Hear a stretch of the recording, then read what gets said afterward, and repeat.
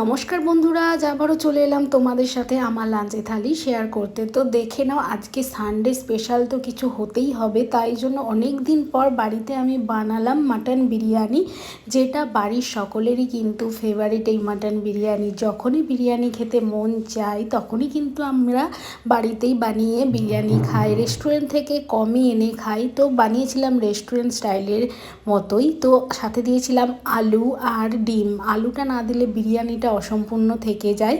তো আর সাথে রাখলাম বিরিয়ানিতে খাওয়ার জন্য কয়েকটা স্লাইস পেঁয়াজ আর সাথে কাঁচা লঙ্কা। তো আর সাথে রেখেছিলাম মাটনের কষা, যেটা কিন্তু একদমই আজকে একটু তেল দিয়ে মশলা দিয়েই বানিয়েছিলাম। তো আজকের মাটন কষাটা কিন্তু বিরিয়ানির সাথে জাস্ট অসাধারণ, পুরো জমে গিয়েছিল। আর সাথে ছিল রায়তা, যেটা একদমই শসা, পেঁয়াজ, কাঁচা লঙ্কা দিয়ে দই দিয়ে বানানো হয়েছিল।